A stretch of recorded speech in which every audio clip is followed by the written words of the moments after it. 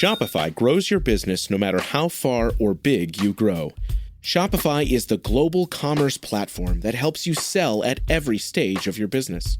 Whether you're selling your fans' next favorite shirt or an exclusive piece of podcast merch, Shopify helps you sell everywhere.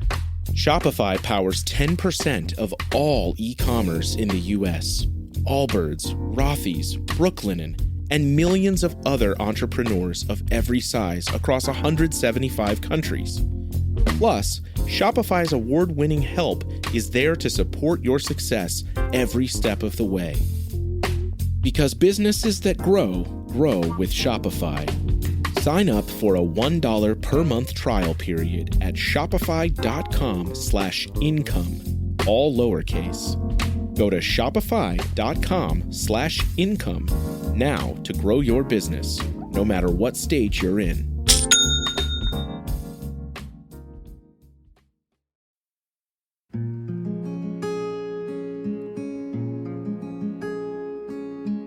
Last year, I worked with a woman named Carrie from Australia. She is a delightfully joyful person, even at 4 a.m. before going out for her run.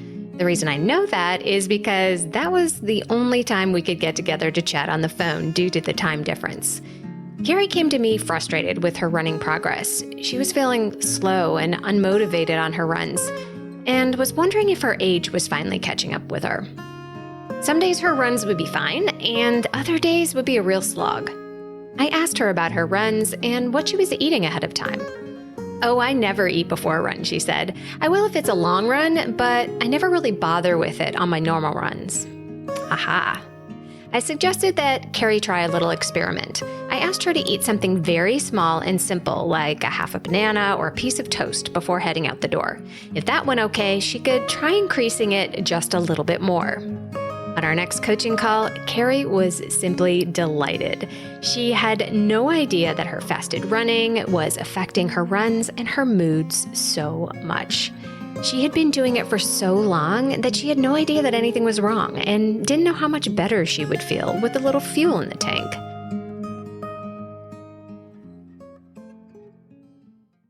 Perhaps Carrie's dramatic change is simply an outlier. Does half a banana really have the power to transform everything about your running?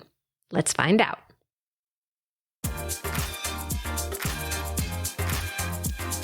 Welcome to The Planted Runner. I'm Coach Claire Bartholic, and my mission is to help you improve your running, your mindset, and your life with science-backed training and plant-based nutrition. On today's episode, I'm going to go over the essentials of pre-run fueling, even if you have a sensitive stomach. You'll learn why eating something, even if it's small, makes such an impact, what foods are best before your run, and how to adapt what you eat based on the type of run and the time of day.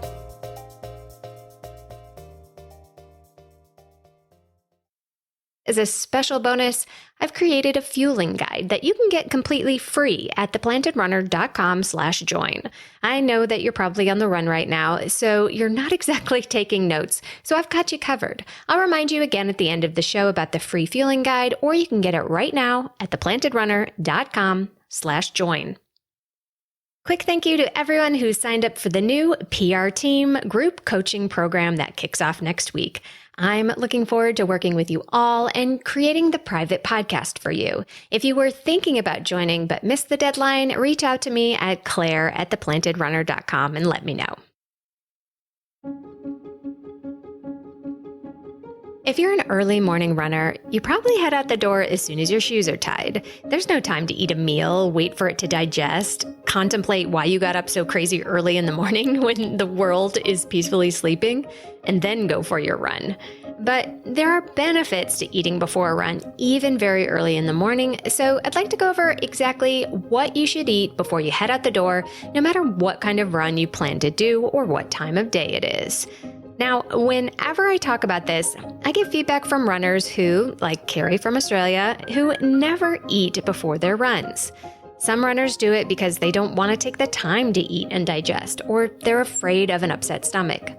Other runners feel running fasted will burn more fat. And then there are the runners who say they feel fine, so why bother?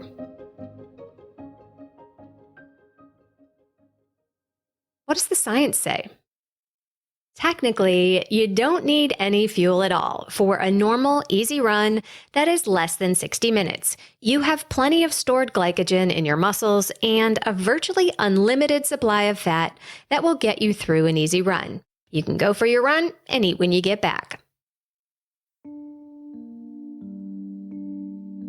But the problem is that our brains are wired for survival, not running performance or feel-good moods. Starvation and attack from animals were common threats to humanity throughout our evolution, and your brain desperately wants to avoid both. When you wake up, energy levels are lower, not just because you might not have had enough sleep, but because you're fasting. A run can help you wake up a bit, but you're forcing your body to run on empty. After the run, you are in even a bigger calorie deficit than when you woke up. Big calorie deficits cue the body to slow down the metabolism and slow down the recovery process. So if you are running fasted, thinking it's going to help you lose fat, it could very well be teaching your body to hold on to that fat even tighter.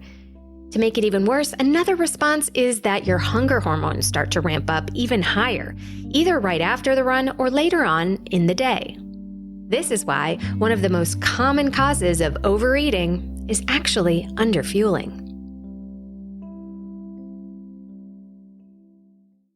The next reason I highly recommend that you eat before every single run is to train your stomach. Just like your legs, your stomach can be trained. If you have a half or a full marathon on your calendar, you should be training your stomach to be able to handle enough food before and during your running. The more often you do this, the more normal it will feel and the fewer issues you are likely to have with fueling on race day. So it's pretty clear that we do need to eat before we run, but what types of foods should we choose? When trying to figure out what you should eat to fuel your run, the first thing you need to determine is what kind of run you're about to have.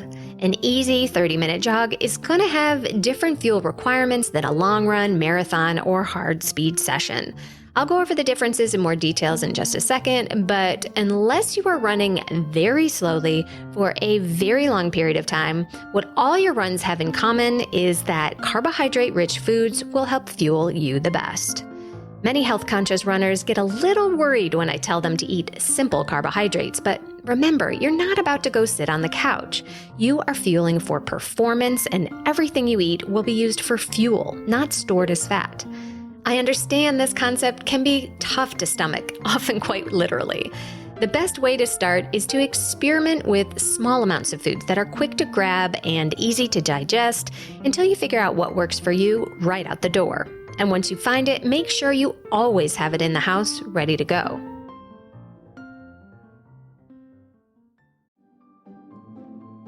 Greetings from Evergreen Podcasts. We're rolling out a listener survey and we want to hear from you. The information in the survey will help us gather statistics and in turn make our shows more appealing to advertisers. I know most people don't like ads, but this is one of the only ways our shows make money and help keep their lights on. We promise it will only take a few minutes, but the impact on our podcasts will be tremendous. As a token of our appreciation, we'll randomly select one lucky participant each month to win an exclusive merchandise package from Evergreen Podcasts. Head to evergreenpodcast.com/listenersurvey to help a show and possibly get some free stuff for doing so.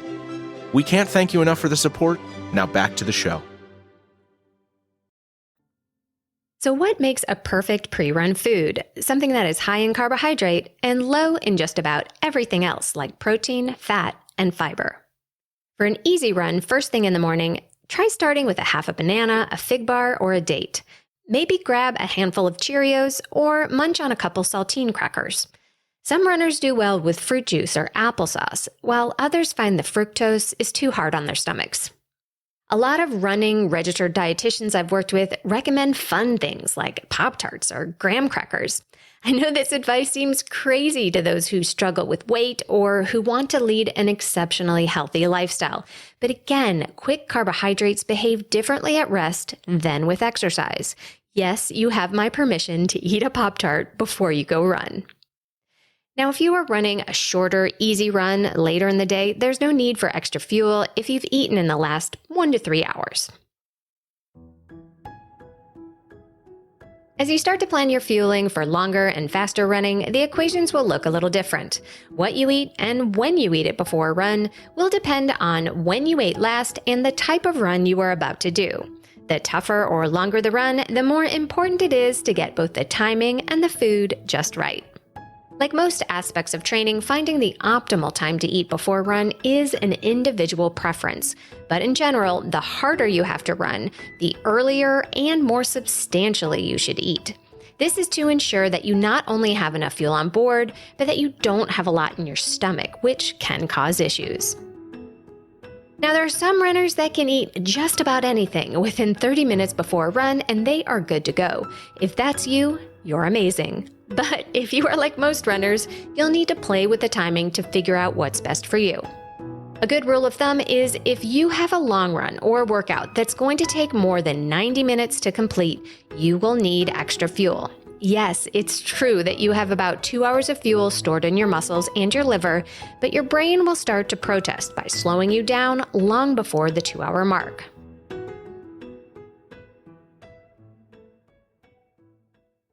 I recommend trying to eat a medium-sized snack or a mini meal about 90 minutes before your hard run. The exact calorie counts will look different for every runner, but it could roughly be in the 200 to 400 calorie range. This could be a bagel with hummus, a small peanut butter and jelly sandwich, or maybe even something super simple like a bowl of rice with soy sauce for sodium and flavor, maybe with a drizzle of tahini or a few slices of avocado for a little staying power. A classic long-run breakfast is oatmeal with maple syrup with maybe a few blueberries sprinkled on top. As you might have noticed, these mini meals are not entirely carbohydrates. They also have a little fat and protein to help you from being hungry again right as you start the run. Many runners turn to commercial bars, gels, and powders for pre-run foods, and if you like the convenience of those, there's not really anything wrong with that because you will burn it off in your run. But in general, I would say save the specialty products for the run itself and eat whole foods if possible before and after.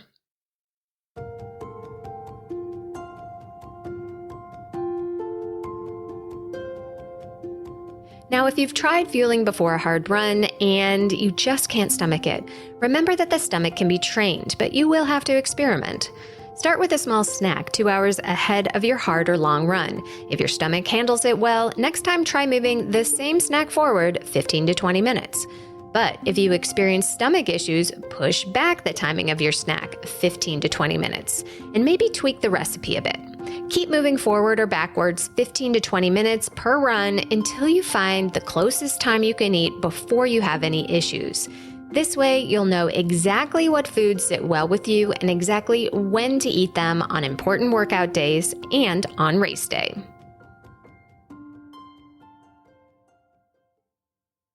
These are just some sample ideas of what you can eat before a run to stay energized and to prevent stomach issues. While eating before a run is highly individualized, with a few simple experiments, you can find the optimal pre-run meal or snack for you, even if you run first thing in the morning. The humble banana might just be more powerful than you think.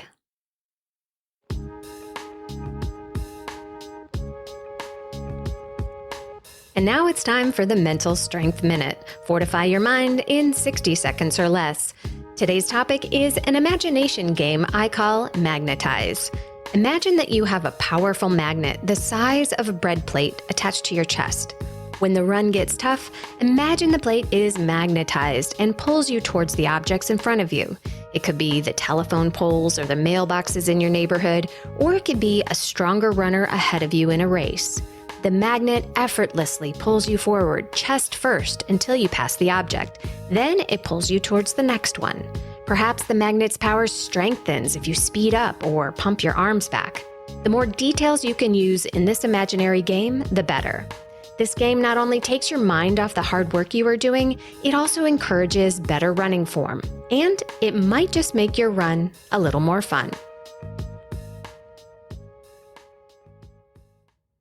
As I mentioned at the top of the show, I've got a completely free ultimate fueling guide for runners that you can use to plan what to eat before, during, and after all your runs. Get your copy today at theplantedrunner.com/join. That's theplantedrunner.com/JOIN. Thank you so much for joining me on this episode of The Planted Runner. I cannot tell you how important reviews on Apple Podcasts and Spotify or wherever you get your podcasts are to the success of the show. Downloading, subscribing, and sharing the show with all your running friends makes a massive difference as well, and I appreciate every single one. Have a great run today.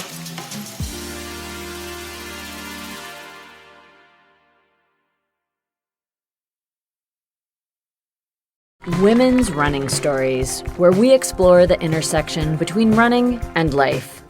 Because every woman who is committed to a running journey has a story to tell, and this is where you'll find those stories. I am host and producer Cherie Louise Turner. I'm a 53-year-old runner, and together with original music by musician and runner Cormac O'Regan, we bring these inspirational stories to life. Please join us to fuel your adventures.